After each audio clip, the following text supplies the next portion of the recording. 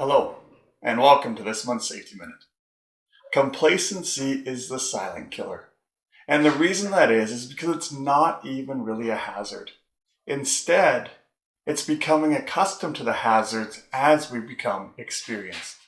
They say it takes 10,000 hours of trying something before you become an expert at it. And after all, this makes complete sense. Because it takes tons of time, effort, learning, trying, failing, and succeeding before you truly become good at something.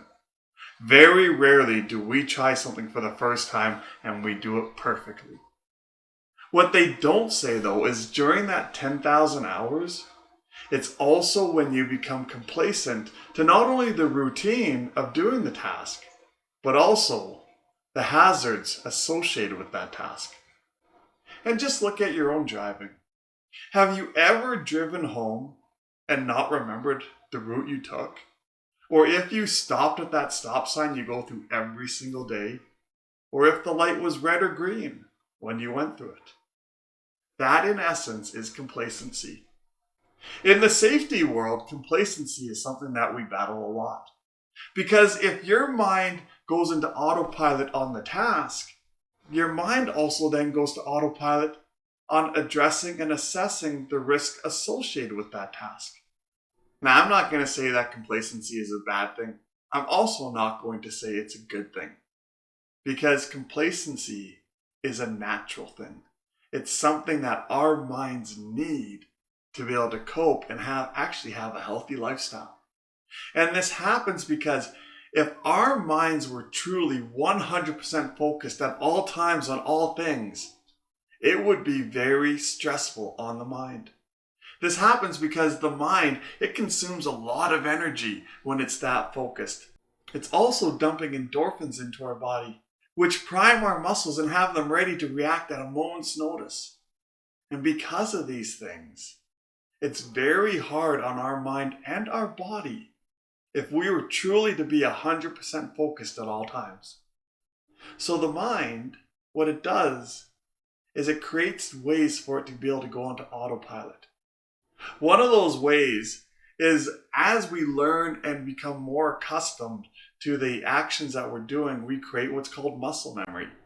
And that way the mind doesn't have to focus on every motion that the body needs to make in order to complete the task. The mind also likes to revert to habits. And those habits are really truly what kicks in on how we're going to treat the task and the hazards associated with it when our bodies and our minds go into autopilot. And how we form those habits is what's truly important. Because if you're one that tends to do 10% over the speed limit when you're consciously aware of it, that is what your mind will revert to when it goes to autopilot.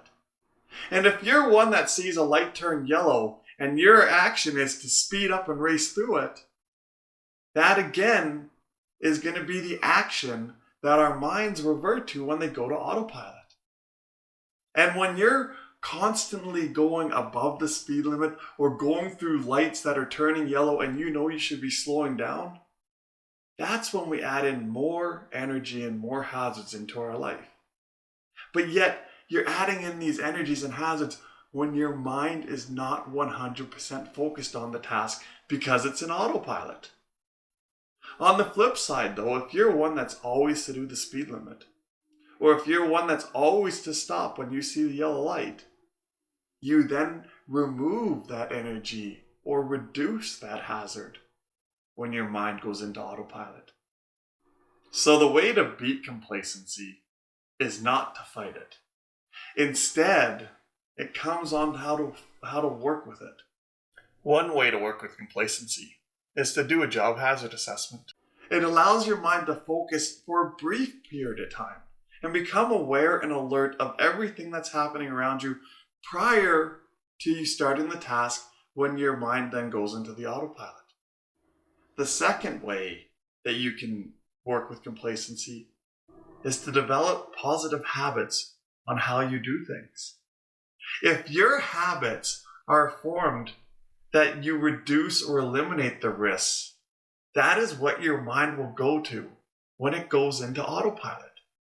And by controlling the hazards up front and creating habits that reduce or eliminate the energy, in doing those two things, you greatly improve the outcome of the task when your mind goes into complacency. Of course, when it comes to complacency, we need to remember that the more experienced we are, the more likely we are to become accustomed to the hazards.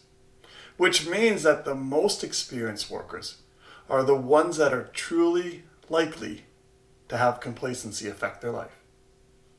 And I hope you enjoyed this month's Safety Minute. If you want more videos like this, please hit the subscribe button. If you want to bring me out to your workplace, go to spencerspeaks.ca.